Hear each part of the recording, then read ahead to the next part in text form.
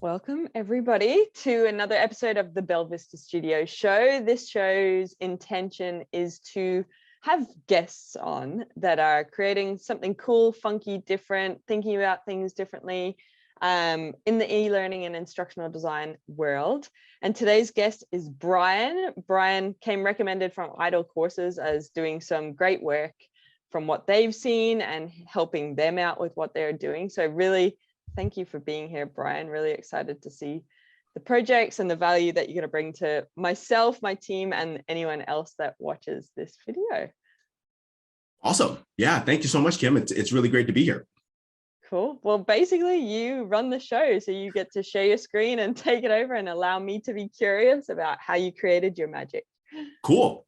So I'll tell you a little bit of the backstory. This is the screen. I'll share it. The title of the piece that I created, I did this as part of an Idle Academy course, so I own all of it. It's nothing, copyrighted or anything.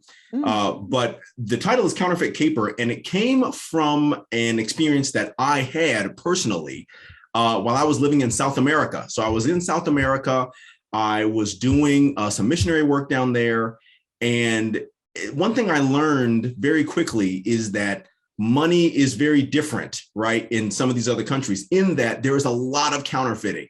And come to find out that Peru, where I was living, is the largest counterfeiter in the world of American money. It's like ridiculous. They have so many skills. And the Secret Service actually has established a branch in Peru to deal with the counterfeiting problem. It's so bad.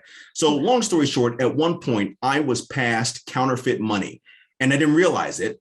And so I went to buy something with counterfeit money. And the lady was really, really nice because obviously, I don't look like a Peruvian. And she said, this is fake. And I said, really? And I was embarrassed, like tremendously, first of all, because I never have had fake money. I would never pass fake money. And at first, my pride was a little bit hurt. And so I go to the place where I got the money, and banks are a little different down there. You can basically withdraw money from like a convenience store, So I went back to the place where I withdrew the money, and they're like, can't help you. You should learn to check your money. And I was like, really? Like, that's how you're going to play this thing? It's $50 in Peruvian, but maybe 20 US. And I'm like, really? You're gonna just say, go kick rocks? Like, that's not cool. So of course I was down. I told my wife about it, and she's like, you should learn more about that thing, because for me, something that I always do is just learn more stuff. So I went deep into counterfeiting in Peru, and it turned out the government has this incredible website and different handouts for you to test money. So I said to myself, man, if I had this before I came, I would have been golden. And the thought came to me that, man, why don't I make an e-learning out of it and make it into something that's cool?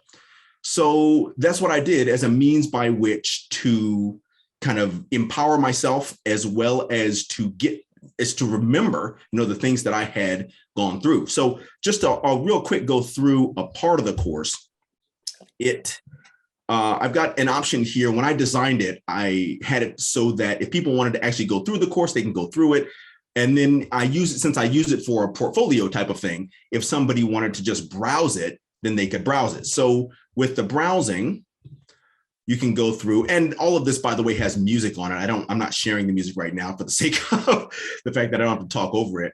But what I wanted to do is make it such that you could browse through different parts of the course. So we'll jump to the animated explainer video. And then as you go through these things, you have the option of seeing the different parts that I created in the course, so that you could, see the types of things that I can do as an instructional designer and a designer in general, but also go through them. So we'll go through this. Is hoping, saving, and planning. And then of course I narrated it. I love it. But as I go through it, it really helped me to see different things and different ways to create ideas that people could you know, get involved in this and get excited about it. You can't turn down just one more adorable stuffed llama before heading home. But that tiny stuffed temptation adds a major extension to your trip at the 5-star Hotel Lugarincho, one of South America's most dangerous prisons. So that goes on. Sorry, one sec. I'll pause. I'll head in that real quick.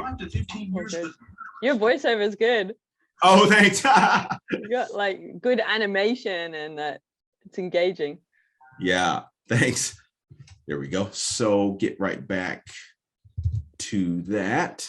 So what I did is I kind of wrote a story. You know, I wanted it to be something where you could use this as, for example, someone who is vacationing on Peru, because tons of people come to Peru to see Machu Picchu. They come to see Lima. They come to see different parts of it, because Peru is an absolutely beautiful country, wonderful people. But as you go there and you interact with the people, one thing you start to see is that lots of people are checking the money, right? When they get it, it's super common. Like in stores, you'll see a guy get change, like $20 change, and then he'll look at it, like roll it up, put it in front of the light, like tug it a little bit, and then he'll take it and put it in his pocket. And when I'm there, I'm thinking like, why are people doing that? Like, what's going on? But it just never, you know, being from America, you don't check money in front of people, you know, you don't assume that it's counterfeit. But one of the presumptions there is assuming that it is. So being prepared mentally to be able to get through that was one thing that I wanted to really try to accomplish. I'll go back into the course here. Hang on one sec. Let me share my screen. Right. You can see that there? Yeah. Okay, great.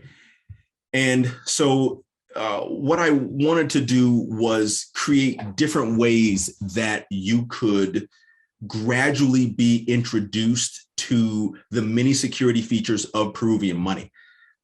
Because in a surprising turn of events, it is really quite many-fold, right? They do have a lot of security features in money that are designed to help people be able to recognize fakes, but at the same time be easily checkable. So I'll show you this bit here. This part is kind of at the beginning, and I designed it in a way that was progressive, right? So at the beginning, you get involved in money and you start to see the different parts of the security features. The other thing that, and since it was kind of basically for me as a client and me as a learner, I like two things. One, I like things that are exploratory. So for me, I like to be able to look at something and say, okay, give me some options to look around at something and dig into it and see what it's all about. So I created this in such a way that you wouldn't necessarily have to go through it and it would tell you everything, but you could click into it. And if you didn't find something interesting, you could click out of it and then jump through the different features. You could explore a little bit more.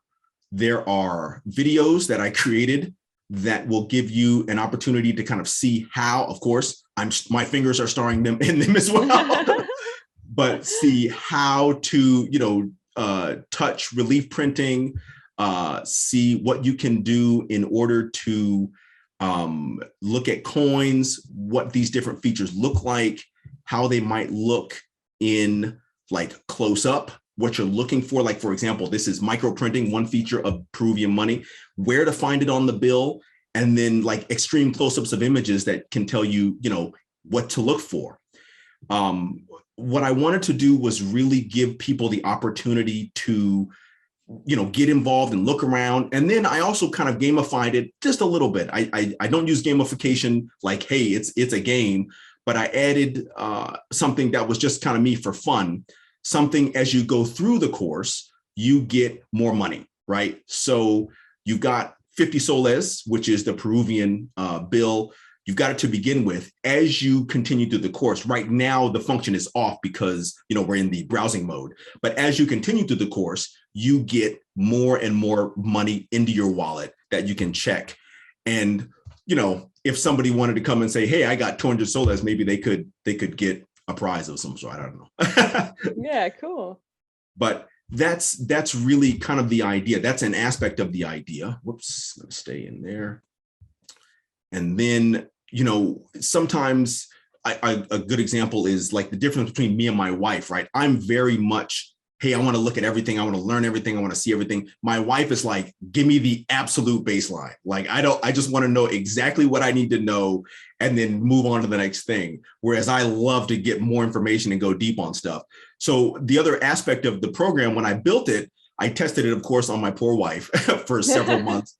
And she was like, boy, you know what? It's just so much information. I got to be able to get through it. Like, I've got to get through this stuff a bit more. And I'm like, wow, how could you say such a thing? Like, it's so interesting. But this is something that, of course, I was into, but maybe she wasn't. So I created it in such a way that, if you want to skip through things, you can. If you want to go back, you can. And just make it kind of fun, depending on whatever your mindset was for the thing.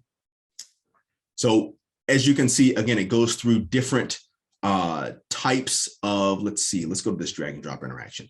So as we went through the program, one thing I did was I created a mnemonic so that people could remember how to check money. And then my thought was to not only teach them about to give them information about the security features themselves, but then give them information about how to check those security features. In Spanish, right, they have a mnemonic, but it's like tocar, girar, and I don't know, I can't remember the other one, mirar, right? So touch, look, and then kind of twist, right, is that in Spanish. But I wanted to make it in English something a bit more memorable. TLC is something that we're already familiar with.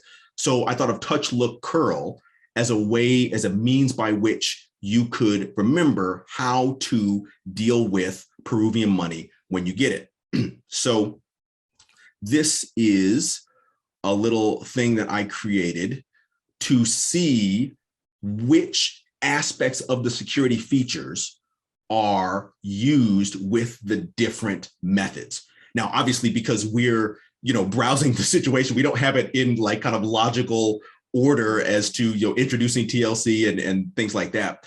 But the idea was to give learners a thing they could remember if they were traveling in Peru. Because I think of like myself, when I was there, I was like, when I'm a Spanish speaker, but I'm not native Spanish speaker. So, still you're picking up on things around you are happening really quickly, and so with people speaking to you in a foreign language, even if you understand it fairly well, you still are kind of focused on that.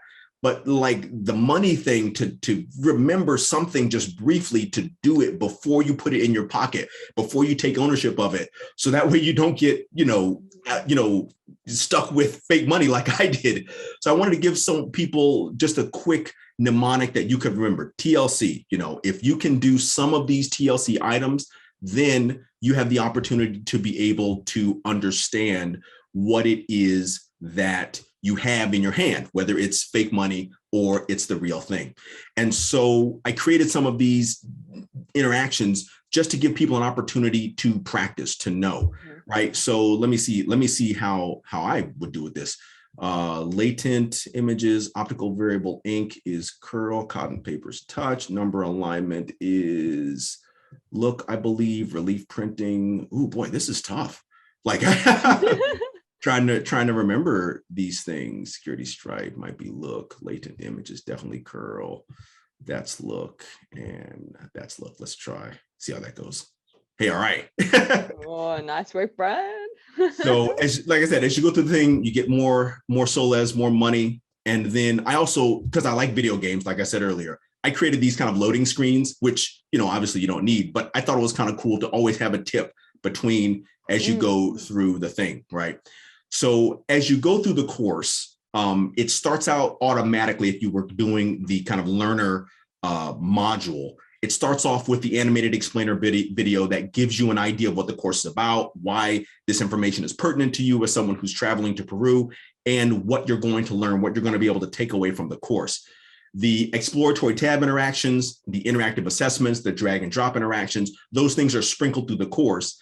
And what we do is at the end of it, we also try to help people to understand how to react, right? And that was one thing that I wasn't really good at. Like, what do you do if you get counterfeit money? Do you like throw it in the guy's face? You tear it up? You like, fly off the handle? What's going to be the best way to react? And so what I did was also create a couple of ideas as to what I think people would do, like if they were there and they got counterfeit money. My thought actually was to spend it, right? Because I'm like, hey, if somebody fooled me, certainly I can fool someone else, right? And it didn't work, right? When you get something that's fake from someone else, it might be counterintuitive, for example, to take that money to a bank, right? Because you'll think to yourself, oh man, if I take it to a bank, then they'll think it's me. But ironically, in Peru, counterfeit money is so prevalent that the banks, the national bank will accept it and they'll take it and they'll give you a new one. So I could have easily done that. Wow. As opposed to, but I didn't. So what I wanted to do was give people tools to say, okay, you know what the security features are. You are able to touch, look, curl. You're able to recognize what the issue is and then make a determination, right? Distinguish between real and fake money. Now, how do you react, right? What's the best plan of action when you have that? And so the learner has the opportunity to go through different ideas that they might think of. And then we've said, hey, look, this is what you should not do, right? Don't cuss the guy out or the lady out who is giving you the money, right? Because that's not really going to work. Calling the police is not going to be good. You can ask for another one, right? And most people will accept that. Like if you say, hey, I want another one of these, they'll be okay. I can't tell you how many times I had money that was legit, like rejected by other people in South America because they're like, nah, that's just, it was like dirty. And I'm like, it's just dirty. Like it's real. Nah, it's dirty. I won't take it. So, whereas again, maybe in the States, or I know you're in Australia, right? In maybe more developed lands, if you get $1 or some money that's got mark on it or might be a little folded or old, hey, it's okay. It's still going to be acceptable, right? Unless you're trying to put it in some kind of vending machine or something like that. So as a result, for me, it was like, okay, what might the vacationer's mind be? Like, what's going to be their thought process? And then let's turn that on its head and make sure that they've got some tools to be able to utilize while they're there. So we did that and went ahead and, gave a couple of ideas because, if you're in the middle of something, like you're shopping for something, it's going to be difficult, right? It's going to be hard when you're on vacation to speak up and say something to someone. But what we really wanted to try and do is help people to practice, right? Get to a degree of practice. So that's why the ending portion of this whole course is a branch scenario simulation, right?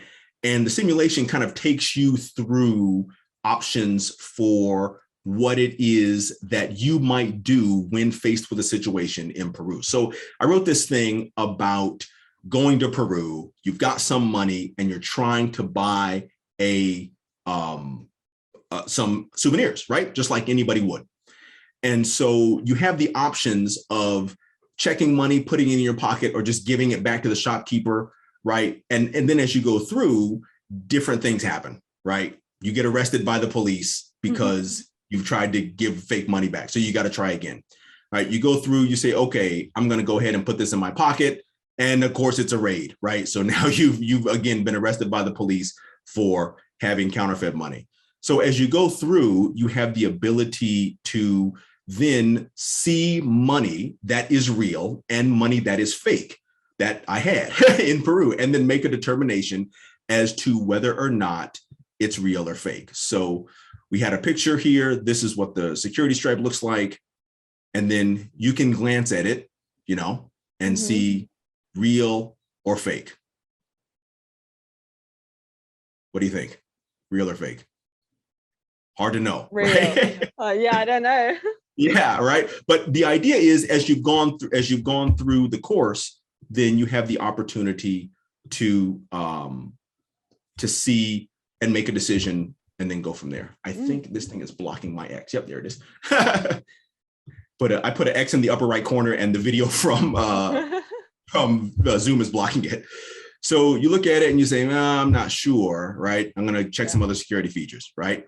So now, of course, I'm starring in everything. But you take a look at it. Now you have another option, right? Now you're looking at the latent image, right? Which of course you've had opportunity to practice with earlier. You've seen video of a real latent image.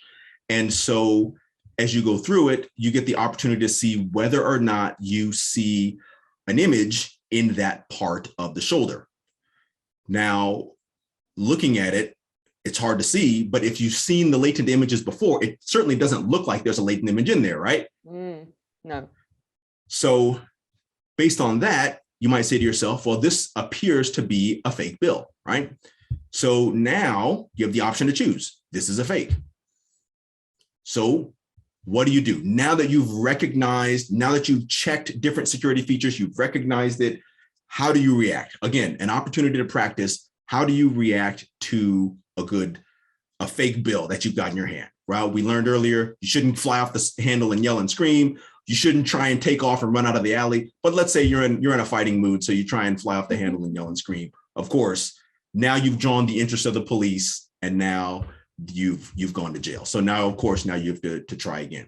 The idea, this is like, Christy, I forgot her last name. Christy, oh man, she'll feel bad. I forget her name, but Christy does a lot of branching scenarios here in the States. She's a freelance ID. She would be ashamed of this, no doubt. But this is a very, very simple kind of one track, branching scenario that goes through. Since the purpose of the course was not like, hey, building branching scenarios, it was just to show kind of different things that I do as an instructional designer and highlight my skills, but at the same time, actually learn something and actually practice something. And so that was kind of the idea. Don't put your scenario down. This is really good. Like it's definitely making people think. And I like the options that you're giving are the obvious, like what people would be thinking. Even like, I'm not sure right now. I need to check another thing. Like, I think that is effective. Sometimes it's just a yes or no in a scenario. So I believe it's a good scenario. Oh, thanks. And that was Christy Tucker is her last name. Thank you. I remember. But that was one of the things that I've seen in her blog and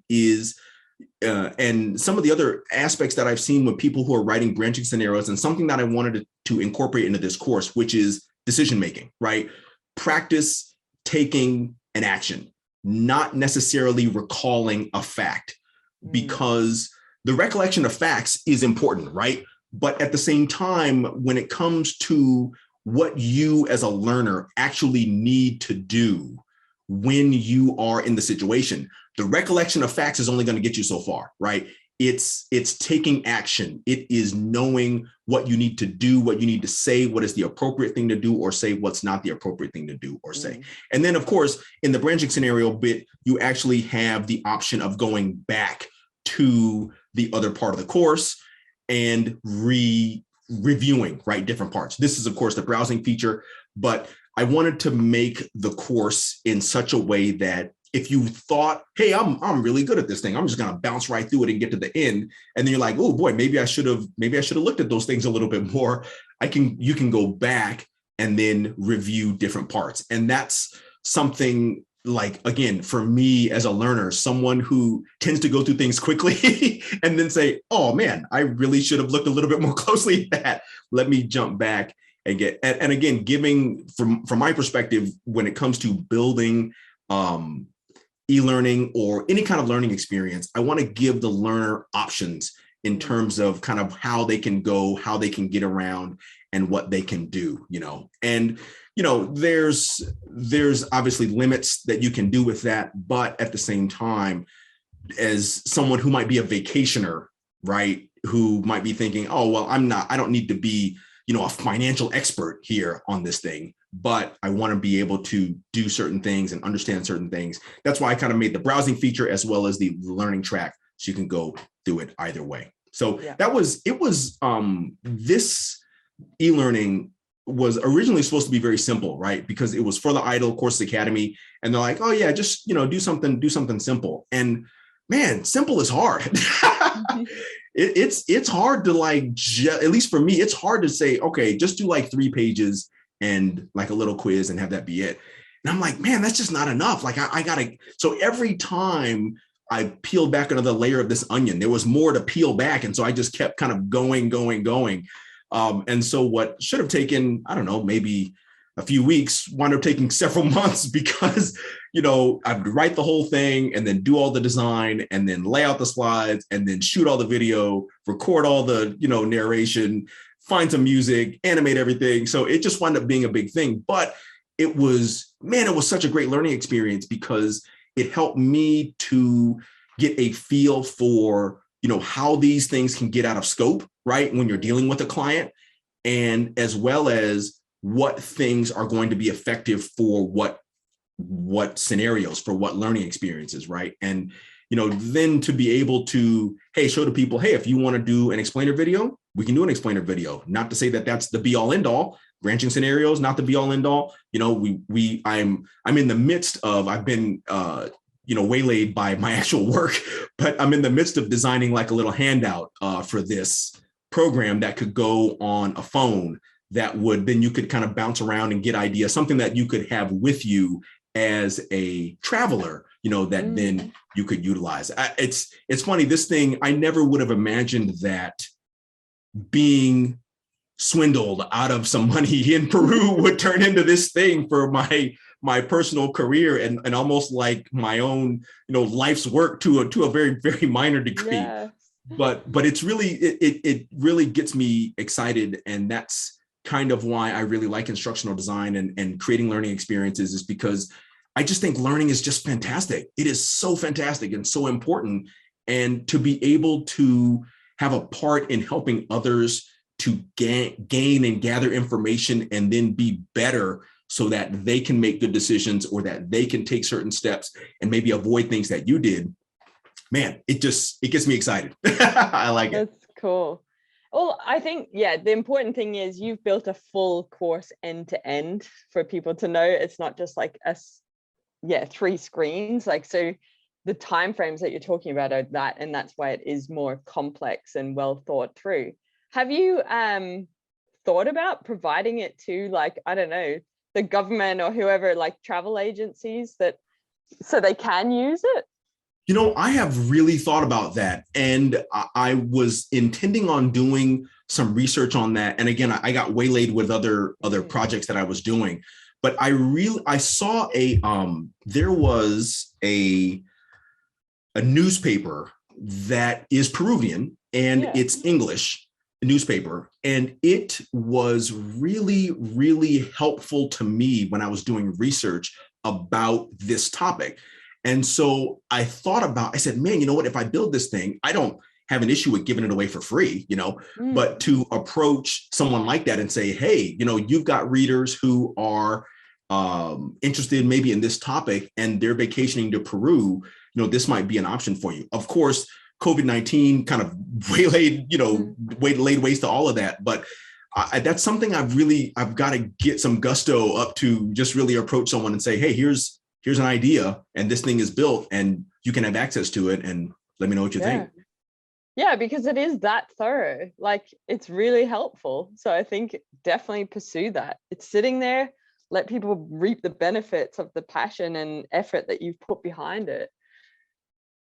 Yeah, that's a good point. I've got to, drum up some more courage. That's always, doing the freelance thing. I feel like I'm always on this roller coaster of courageous and then weak and then courageous and weak, and so that's why I love, listening to people like yourself or Robin or, Ant and Christy Tucker on these other freelances. And they're like, it's hard, but go for it. You can do it. And sometimes I get like down the dumps and I say, man, I could use some encouragement. And I get it. And that's always a nice thing. Yeah. Well, I would say it's just a quick email. Hey, I've got this. Here's the outcomes that will help your customers achieve. Here's the link, and just make sure that they reference a link back to your website. It's that simple. Don't make it be bigger than it needs to. Yeah, I think that's kind of always the fear, right? Is that it doesn't need to be bigger than it is. It doesn't need to be a big thing, right? In your mind, it's huge, but in reality, it's pretty simple. Yeah. I just want to summarize some of the things that I recognize as good in there, just for people to encourage them to do it. So what I really love is you show, not tell. So if you think about the menu, your it's not just text menu, it's actually going, this is what you can expect in this section of the course. I think that's really, really useful. Giving the options for learners, like, are you done? Getting to, I love how you do the, I can't remember what part it was in, but it was like, hovering over the note. You give like a little insight, and then it's like, do you want to explore more and get into the depths of it? I think that's really cool. And I think what people should also be thinking from that part of it is, whenever we're asked to design courses that are for new people that have never done it before, or it's the first time, and then they're expected to do a refresher, because I think that's a fantastic way of capturing both undertakings of the course in one course. So I really encourage that, because I can see your wife's version of the course and your version of the course. Yours is the first one, and then when people come back, they just have to do the wife's approach to it, and that's Right. okay, because you've designed it that way. So I think that's really cool to consider. And also associating with things that we're already familiar in life. I think that's really effective with minimizing the thinking, and you demonstrated that in the TLC. So even though we know, I'm probably not even going to remember what TLC stands for, but I know that it is something, I know what it represents, not the 3 words right now. So that association for me is then like, okay, now I know what I need to do in the money situation. So I think you're helping us not have to think by doing things like that. So that was cool. Yeah. Couple of like development questions. Yeah. Your loading screen, that's not actually loading. Hey, have you just used that as an opportunity to share more learning content? Yeah, I freaking exactly. think that's so good. Right. Yeah. I wanted to, what happened is I went through the thing is I had a lot of tips. Like there was a lot of like, hey, do this, hey, do that, that were little, just, one sentence things to remember. And, when I was growing up, video games were slow. so they actually had to load. And so you'd have a loading screen and things would, take X amount of time.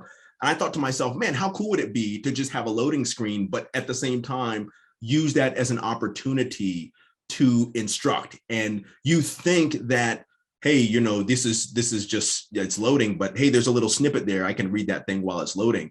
So yeah. I've built it in a way that there are 7 loading screens, and then they show up at random. I've got like a random generator in the program. And so they aren't necessarily associated with a specific part. So you might see the same one twice, but every time you go from one section to another, you get a random number. And then that number corresponds to, whatever slide it's on there. Then you jump to that section with the loading, and then it jumps right back to the next thing. So it's kind of got the system has a tracking where you go like 1, 2, 3, 4, 5, 6 as you go through, and then it's got kind of a sub tracking that gives you the loading numbers. So you load and then you still jump back into the course in the same way that you should. So yeah, okay, that's interesting. First of all, I love that. I am definitely going to start applying that loading screen, but like really just learning content. Yeah, it's so good. Is it a linear course, the actual course? The actual course is linear. Yeah, it does. You do go through it kind of directly. As you go through more of it, you can jump back and see other parts that you've done before. And then there are, like, for example, the videos, right? When you go through and see the videos, those are unlocked gradually. So I don't know if you noticed when I was in like one of the not branching scenario, but one of the exploratory tab interactions, because I hadn't gone through the course and the progress of the course number hadn't gotten to a certain point, then that variable is not necessarily going to allow you to see certain things. So like that video window that I had, it's got all the videos in one window, but some of them are not accessible until you get to a certain point in the course. Right. So it's one of those deals where there's a little bit of jumping around, but you have to get further to be able to jump back. Yeah. Okay. So help me understand then why you used that number tracking kind of random generator to throw in loading screens at different points, as opposed to just having it throughout the linear course, like at random points? Yeah, that's a good question. I wanted the course to feel a little like a game. And so when, I'm raised on Super Nintendo, like some of the old school kind of things, right? And the loading for those things would happen at the end of a section of, right, the thing. Yeah. But at the same time, it wouldn't necessarily be consistent, right? Sometimes it would be a short load, sometimes a long load, etc. And so I could have had them linear, like at the end of a certain section, you would always get this loading screen. But then I also kind of wanted to challenge myself a little bit, because I thought of that originally, like, oh, I could just put, I think there are, I don't know, 7 or 8 sections. So I was like, okay, I can just put a loading screen, like tag it on the end of each one. And then once you go to it, then it'll jump in. But what I wanted was the ability, when you jump from one part of the course to the next, I wanted that loading screen to happen as well. And so my thought was like, okay, I could have it be linear, but then when you jump to another part of the course, it's just going to jump directly, right, to that one screen. So I wanted that effect, that kind of game-like effect, where, okay, you're going to jump to something that's not in the line of what you're doing, then you're going to get that loading screen. So in order to accomplish that, I had to take it out and have it be its own chunk, and then keep referencing it as you go through. Yeah. Wow. That's a finesse there. You know what it is? I like challenges. Like that's it's cool. Yeah. And sometimes I just go too far. No, like even there would have been so much learning in doing that you can then apply to other ones. So from that perspective, it's worth it. Yeah. I think so there's 2 aspects to it, like the opening screen where I think there's like a llama or an alpaca coming on, and is that motion paths that you're getting those on? Do you use them a lot? That's a good question. Those are not motion paths. What I did is I animated that whole thing in a different application. Oh, okay. Right. So that was, I did that in, what did I use? Apple Motion, I think is what I used in there.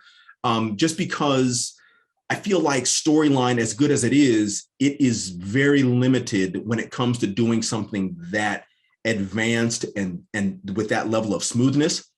And so I needed an app with a little bit more control. My background is a lot of video, graphic design, motion graphics, so I've done a lot of that in the past.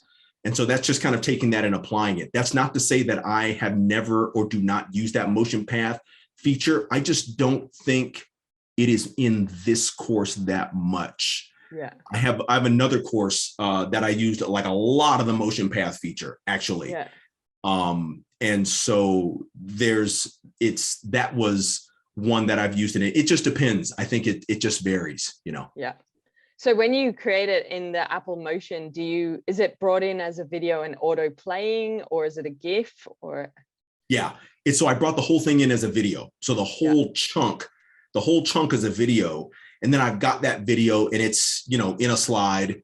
And then what you didn't see is towards the end of that video, there's actually some interaction with the slide and the video. Okay. So I've got it to a point where it says, hey, we're going to learn this, that, and the other. What do you think? Does that sound good? And then you have the option of choosing, yeah, that sounds great. Or it's like, nah, I don't really care about that, right? Yeah. But then you can do that and interact with the video. So it pauses. There's another screen that comes up, and then you get the opportunity to interact with it. So it's not just hey, sit down and watch this thing as it goes through for X minutes, but there is still some of your input into the thing. Yeah. Okay, cool. And then some of the things that were really nice, and I think they do add a nice touch to courses. I feel anytime we use them, it is really nice, is things coming on, animating onto screen. That's just in Storyline or something, is it? It's just that. Yes. Yeah, cool. Yeah. They are nice, so that people would have seen that when there was an extra layer, it was animating on, kind of like sliding on as extra information, then sliding off. That was cool. Yeah. The other question I wanted to ask you, actually just sorry, two questions. One Yeah. question. I know we have the link, our team have the link to this course. Are you okay if I put the link in the description so other people can play it for themselves and really see what you're talking about with the video and that? Yeah, absolutely. Yeah, that's no problem.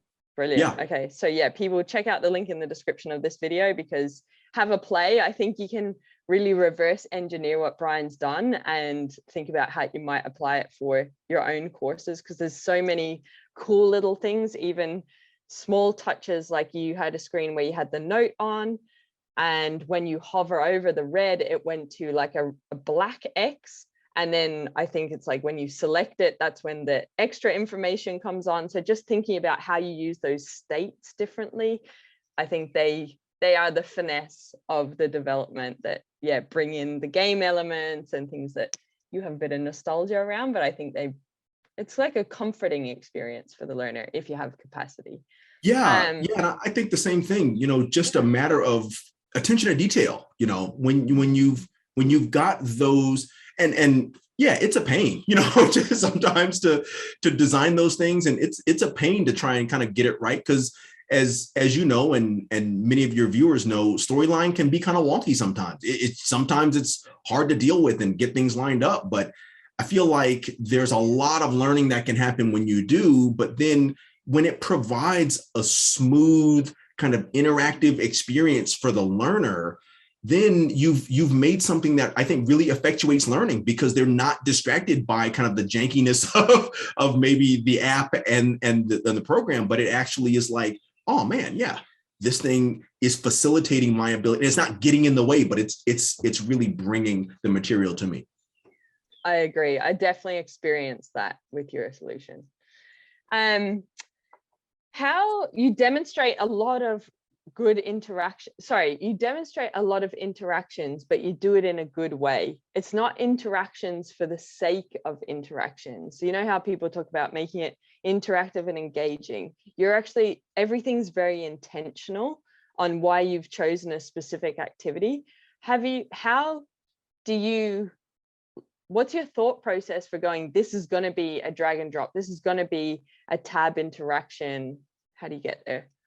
Yeah, it really goes to the learner. And I really, at least for me, this was to a degree easy and hard because I'm both learner and designer, right? But at the same time, I really, for me, try and think about, okay, what action is going to be associative with the end game, the thing that the learner needs to do in the end, right? So I thought of, as I went through the thing, I thought of like a bunch of different ideas that I said, you know what, that's really not necessary. That's a duplicate of that, just in a different form, So I think a part of it is being willing to kind of push yourself beyond the, hey, what's the thing that I can do or what is available to me, and think more along the lines of what is the thing that the learner that's going to facilitate learning for the individual. I know in some of your shows and your interviews, you've talked about human-centered design, and I know that's kind of where your agency really focuses. And I think that's fantastic. I think it's super important to really try to think less about the content and more about the people who need to do something, right? And then what is it that needs to happen to facilitate that content getting into the learner, thus such that they're able to take it and then utilize it, right? So that was when I originally put it together, I had a ton of ideas, right? It's like, oh, I could do this and I could do that. But then as I thought about it, I was like, okay, the program's about money, right? So I got to see money. And then, I've got to like put things in different places on money, because I know that's going to help me to remember where they are. So those drag and drops, right, they would come fairly intuitively. And then other things, I just want to make sure that the learner is getting associations visually and to whatever degree I can with the thing, without just having them regurgitate an idea, but say, okay, now let me look at what this is. What does this mean? And then where does it go?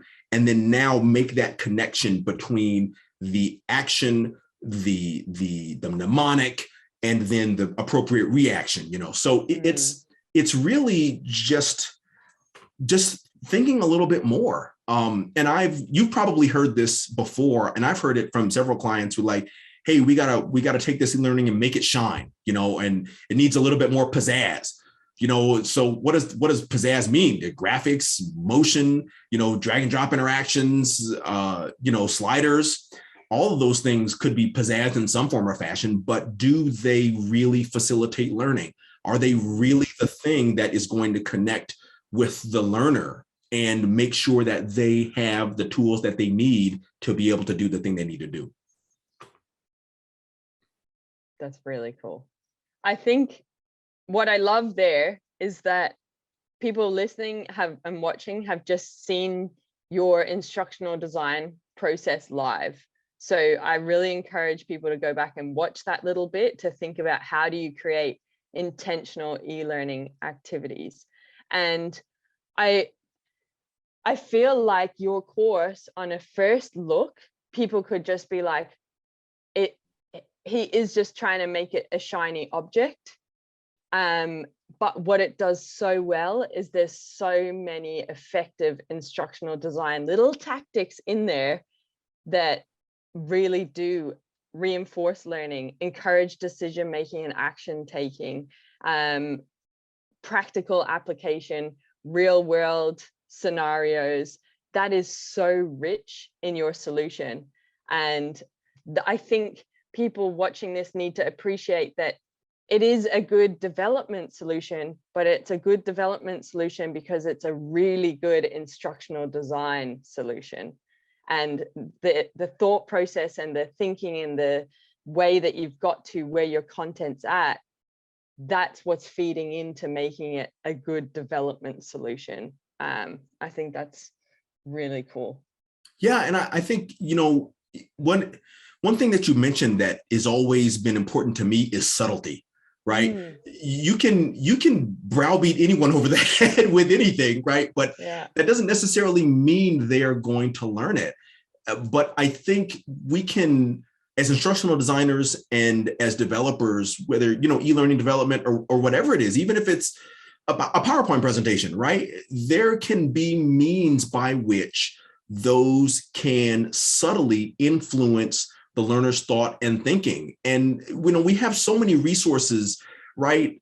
Color psychology, fonts, and you say, oh, those things are, they have meaning, they actually do have meaning and connection. And then as you continue to go, as the steps go further, you've got drag and drop interactions, these different kind of assessments. They actually do have meaning when used meaningfully, right? And so the idea is making sure, like you said, is doing things with intent. I could have put anything in here, just for the sake of showing, oh yeah, I can develop e-learning and I can make a slider do this and I can, create motion graphics and I can do all those things. But at the same time, can you design them into a piece that is now meaningful and relevant to the learner? To me, that's like a big question. And, when you're dealing with clients, you kind of are fighting that battle all the time, I think, and trying to kind of push it in that direction. Sometimes it's difficult, sometimes it's easy. When you're both learner and designer, like I am, maybe a little bit easier in this situation. Yeah, no, it's cool. I really love it. I think it's a really strong example, and there's so many good learning design principles subtly put through it. So I really commend you on that. Thank you. Is there anything that is coming to mind in terms of thought process or experiments that you want to share as part of this project before we wrap up? I think that at the beginning, when I was first doing this, it was really, really different in my mind than how it came out. And I think I had kind of an idea. There was like one thing that was the same, from in my mind, this is how it came out. And I think that just in terms of thought process, and this is hard too, but being open to ideas as development happens.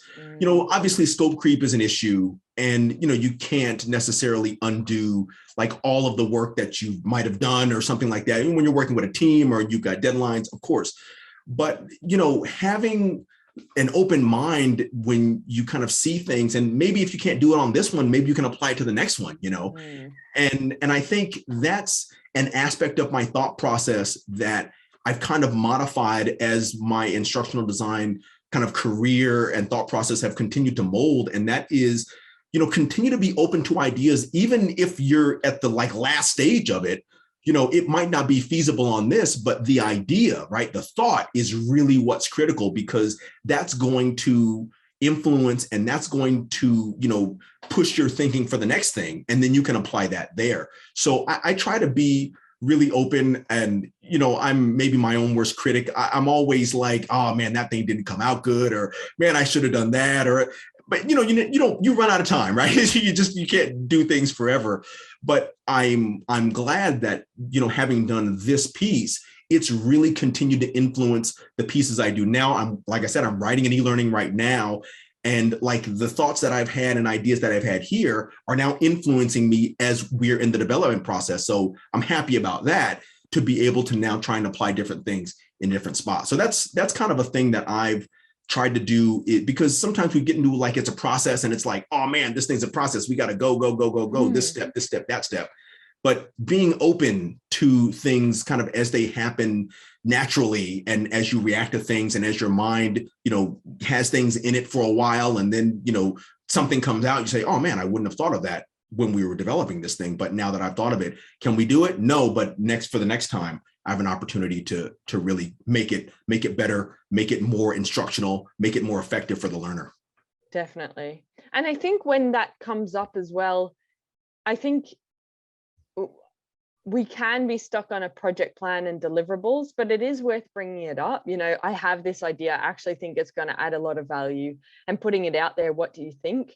So as like an agency, we recently experienced that, where we're like we're really, really proud of the solution, goes to the client for their first review at the development phase. And then it blew their mind.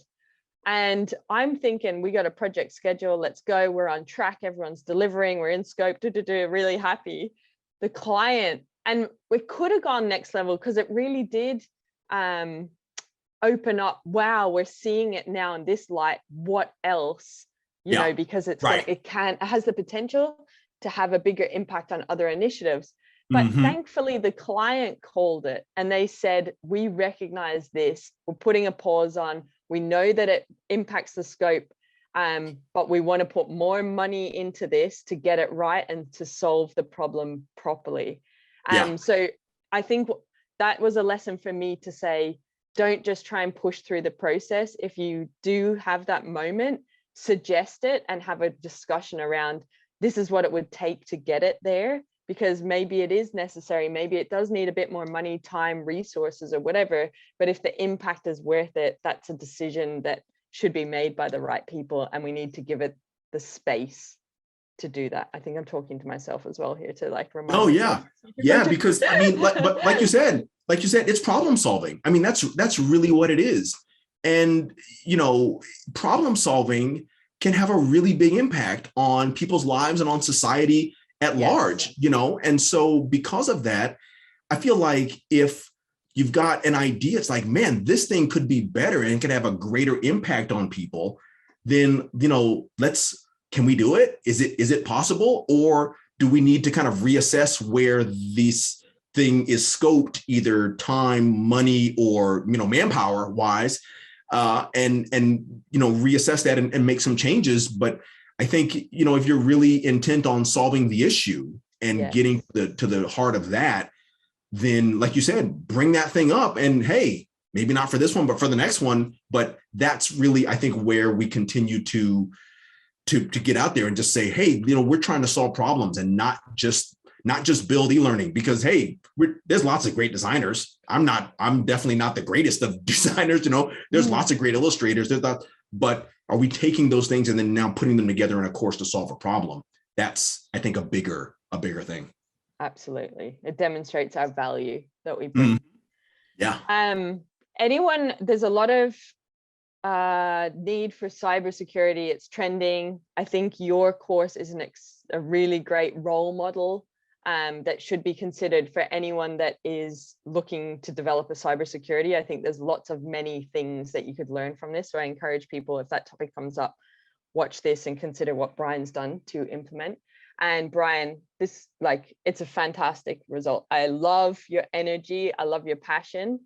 I respect your learning design skills and mindset. So I think, thank you so much for taking us through that project, and it's inspiring. I feel inspired by it. So thank you so much.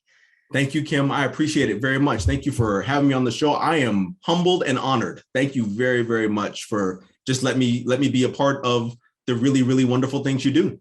Oh, thank you. No, it's our pleasure. It's all about being inspired, and I definitely am. And I know many other people will be as well. So thank you. Awesome. People for watching. Grateful that you choose to learn with us at Belvista Studios. Give Brian some love over on LinkedIn.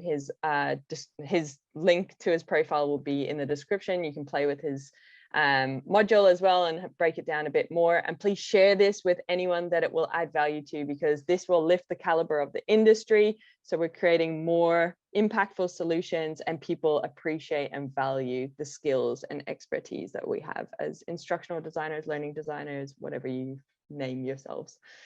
Have an awesome day. What's up, awesome human? Thank you on behalf of myself and the Belvista Studios team for continuously choosing to learn with us. We really appreciate it.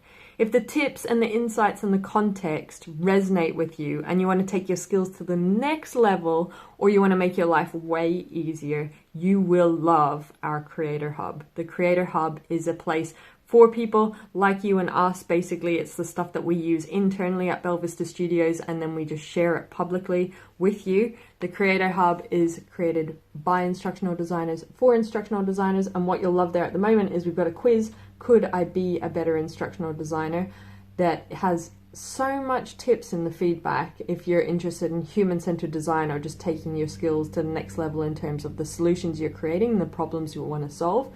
But in there as well, aren't we cute? That's us. But we've got the coaching courses, freebies, give us gratitude, and also we've got some templates. And basically they're always around the lens of learning experience design, instructional design, and e-learning. So a human-centered design focus is very much what we're about at Belvista Studios. So putting your learners at the heart of a solution and creating something for their needs. So there's the human-centered design stuff, and then we've also got the business stuff. So this is the stuff they don't teach you about when you want to become a freelancer or a consultant in the instructional design world. So go check it out. The link is in the description. You can check out everything that is available for you. Thank you for choosing to learn with us. Continuously invest in your skills. You will be rewarded as an instructional designer. Share this stuff, share it with other people, because when we are better instructional designers, we create better solutions that create better humans, that create a better world. So we have a very important role, and I'm excited to be on this journey with you. Have an awesome day.